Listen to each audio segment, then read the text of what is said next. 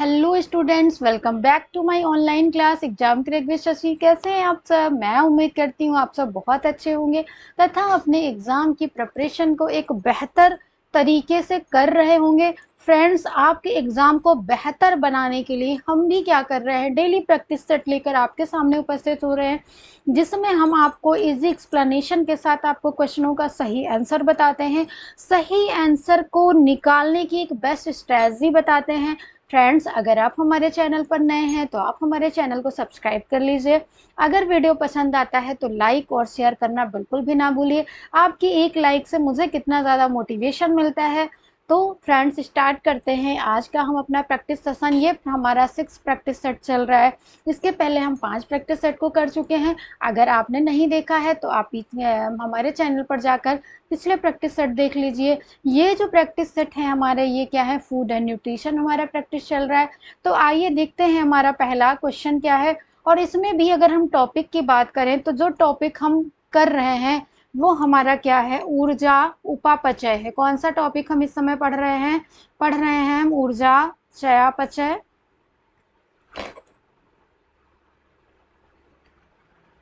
हम आपको क्या करते हैं, बेहतर कंटेंट प्रोवाइड करते हैं। पहला क्वेश्चन हमारा क्या कह रहा है, हमें अपना टॉपिक ध्यान में रखना है। कौन सा टॉपिक हमारा चल रहा है? ऊर्जा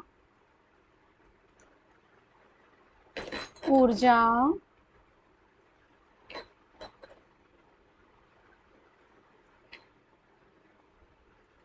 ऊर्जा चयापचय।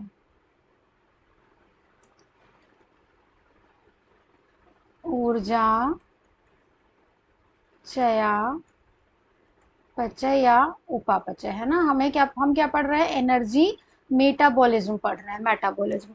अब इसमें सबसे पहला क्वेश्चन क्या है कि चयापचय का मतलब क्या होता है, अर्थ क्या होता है? तो हम निद्रा की अवस्था में भी होते हैं, तो हमें पता है हमारे शरीर में कुछ ऐसे तंत्र हैं, कुछ ऐसे सिस्टम्स है, कुछ ऐसी क्रियाएं हैं जो कंटिन्यू प्रोसेस में चलती रहती हैं, अपना वर्क करते रहते हैं। आप ये बताइए, किसी भी मशीन को वर्क करने के लिए उसको कुछ ना कुछ ईंधन की, किसी न किसी शक्ति की ज़रूरत होती है। तो वैसे ही हमारे शरीर में जो कार्य हो रहे हैं, उन कार्यों को करने के लिए, उन रासायनिक क्रियाओं को पूरा करने के लिए ऊर्जा की ज़रूरत होती है।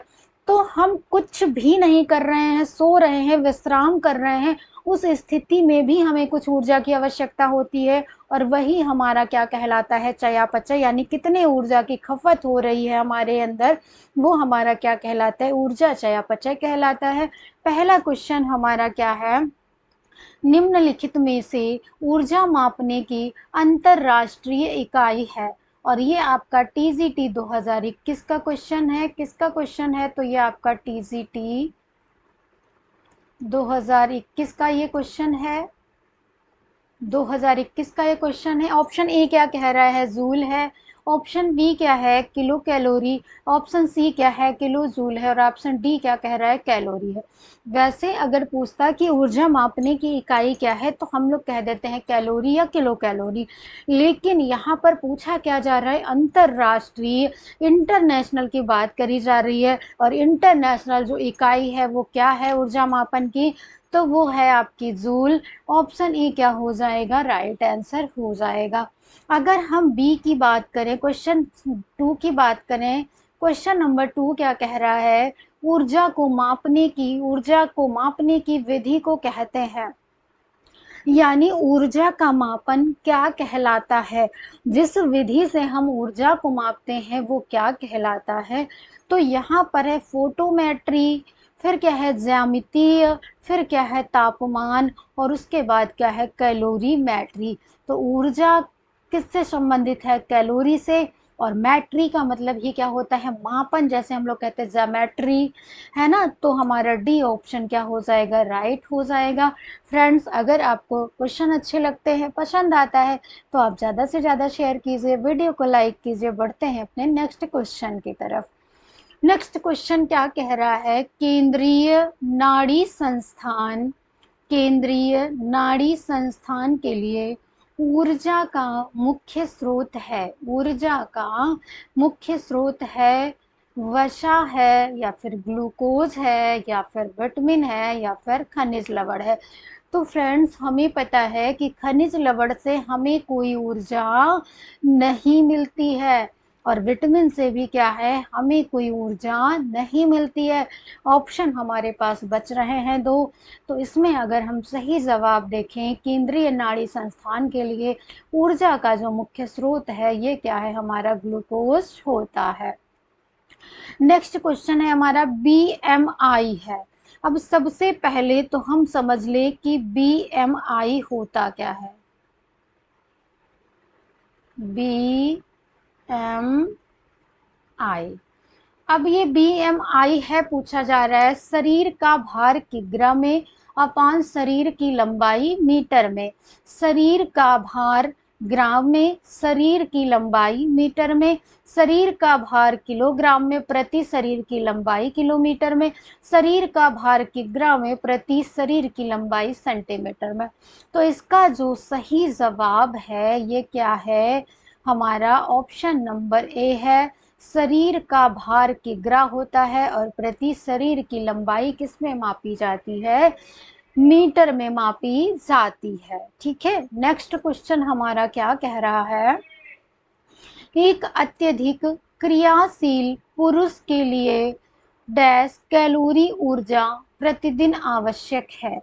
यहाँ पर ये पूछा जा रहा है कि पुरुष कैसा है, अत्यधिक क्रियाशील है। अब कार्य के आधार पर कितने भागों में बांटा जाता है, तो कार्य के आधार पर एक क्या होता है, कम क्रियाशील होता है। कम क्रियाशील, कम क्रियाशील। दूसरा क्या होता है, मध्यम क्रियाशील, मध्यम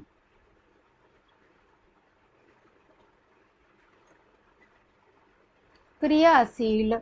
और तीसरा क्या होता है, अत्यधिक क्रियाशील, अत्यधिक क्रियाशील। क्योंकि व्यवसाय भी क्या करता है, ऊर्जा की मांग को प्रभावित करता है। अब जो कम क्रियाशील होते हैं, शारीरिक मेहनत कम करते हैं, उनको क्या होती है, कम कैलोरी की ज़रूरत होती। मध्यम करते हैं उनको कम से थोड़ी ज़्यादा होती है।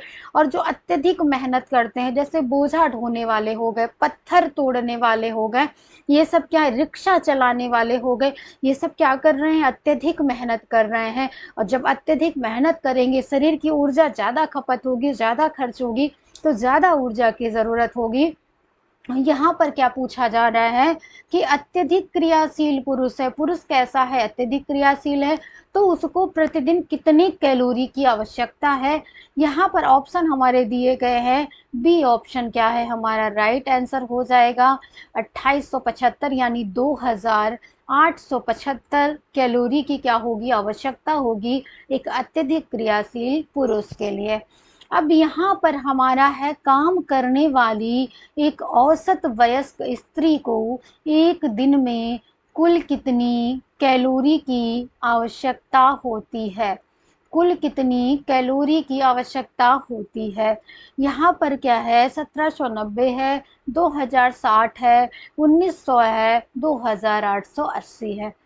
अब स्त्री कैसी है, काम करने वाली है और है कैसी, औसत वयस्क स्त्री है, तो उसको एक दिन में कितनी ज़रूरत है एनर्जी की, तो 2060 एनर्जी की उसको ज़रूरत होती है। ऑप्शन बी क्या हो जाएगा, राइट आंसर हो जाएगा।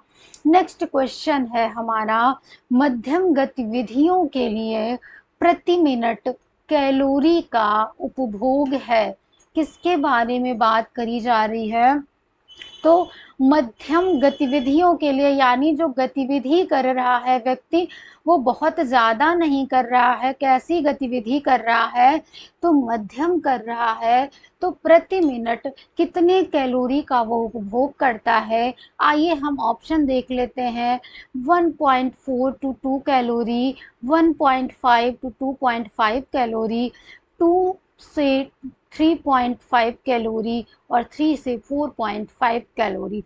तो इसका जो सही जवाब है ये सी हो जाएगा, यानी मध्यम गतिविधियों के लिए प्रति मिनट कैलोरी का उपभोग कितना है, 2 कैलोरी से 3.5 कैलोरी तक क्या है। अब आप देखिए नेक्स्ट क्वेश्चन क्या कह रहा है। नेक्स्ट क्वेश्चन है हमारा कि कैलोरी है, यहाँ पर पूछा जा रहा है कैलोरी है। ऑप्शन क्या है हमारा। अब हमें पता है कैलोरी क्या है, ऊर्जा मापन की इकाई है। ऊर्जा को ही हम किससे डिनोट कर लेते हैं, कैलोरी से।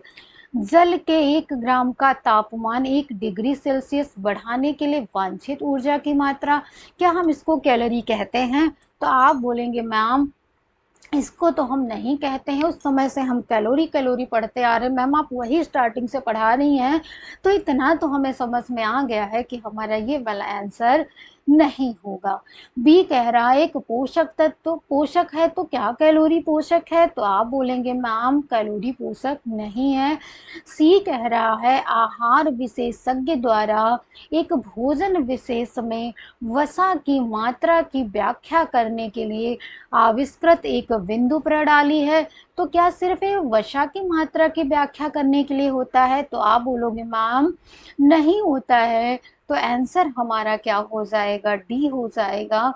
यानी इनमें से कोई नहीं क्या होगा, हमारा आंसर हो जाएगा। नेक्स्ट क्वेश्चन की तरफ हम मूव करते हैं। पुरुषों में स्त्रियों के मुकाबले में बीएमआर होता है। अब सबसे पहले तो हमें बीएमआर का क्या है, फुल फॉर्म पता होना चाहिए। क्या है यहाँ पर, बेसल मेटाबॉलिज्म मेटाबॉलिज्म रेट है। बेसल मेटाबॉलिज्म रेट है। तो पुरुषों में स्त्रियों के मुकाबले बीएमआर होता है, कम होता है या अधिक होता है, कम होता है या एक समान होता है, अधिक होता है या कोई नहीं। तो पुरुषों में जो होता है ये क्या होता है, अधिक होता है बीएमआर। तो हमारा सी ऑप्शन क्या हो जाएगा, सही आंसर हो जाएगा। काम करने की क्षमता को क्या कहा जाता है, काम करने की क्षमता को क्या कहा जाता है, क्या क्षमता कहा जाता है, क्या ऊर्जा कहा जाता है, क्या कुशलता कहा जाता है, या फिर क्या कहा जाता है, प्रसुप्ति कहा जाता है। फ्रेंड्स गेस करिए इसका आंसर क्या हो सकता है। बहुत इजी क्वेश्चन है ना। क्या है ये, हमारा क्वेश्चन का आंसर जो है ये बहुत इजी है और बहुत इजी है। तो इसमें क्या होगा, काम करने की जो क्षमता क्या कहलाती है, ऊर्जा कहलाती है ना। क्या कहलाती है, आप बोलोगे मैम ऊर्जा कहलाती है। ये थे हमारे आज के क्वेश्चन। उम्मीद करती हूँ आपको बहुत अच्छे से क्लियर हो गया होगा। यहाँ शायद मैंने बीएमआई का फुल फॉर्म नहीं बताया था। तो यहाँ पर क्या है इसका, बॉडी मास इंडेक्स होता है। क्या होता है, बॉडी मास इंडेक्स होता है। यानी ये बॉडी मास इंडेक्स क्या होता है, ये निर्धारित करता है, ये बताता है कि इंडेक्स है, सूचकांक है कि शरीर का भार प्रति किलो की लंबाई कितनी होनी चाहिए, लंबाई के सापेक्ष भार कितना होना चाहिए। ये कौन तय करता है, बीएमआई तय करती है। जैसे कि इसके निकालने की भी कई विधियां हैं। यहाँ पर अगर आपकी लंबाई दी गई है सेंटीमीटर में, हम सपोज करते हैं कि एक क्या है, महिला और उसकी लंबाई कितनी है, 152 सेंटीमीटर है। तो अब इसकी लंबाई के अनुसार इसका जो वेट है ये कितना होना चाहिए। अगर हम बीएमआई इसका निकालें तो ये क्या होगा, 150 से हम क्या करेंगे, 100 लेस कर देंगे और जो बचेगा वही क्या होगा, वेट हो जाएगा। और ये वेट क्या होगा, एक एवरेज वेट वाला होगा। एक 1-1.5 किलो की बात नहीं होती, 1-1.5 किलो तक का कम है तो कोई बात नहीं। अगर इससे ज्यादा कम है महिला का वेट तो अंडर वेट मानी जाएगी। और अगर 51 के ऊपर वेट जा रहा है इस महिला का, 150 सेंटीमीटर वाली महिला का, तो वो ओवर वेट मानी जाती है। एवरेज में उसका जो वेट है वो कितना होना चाहिए, 49 से 51 के बीच में ही होना चाहिए, इससे ज़्यादा नहीं होना चाहिए। कैसा लगा सेशन, अगर सेशन अच्छा लगता है तो आप एक कमेंट तो कर दिया करिए कि मैम सेशन कैसा रहा, अच्छा है या नहीं अच्छा है, क्वेश्चन का लेवल कैसा है, आपको कितनी हेल्प मिली है हमारे क्लास के ज़रिए, ये सब आप कमेंट किया करिए। जल्द ही हम लोग लाइव जुड़ेंगे, मिलते हैं अपने नेक्स्ट क्लास में। Bye bye, thank you.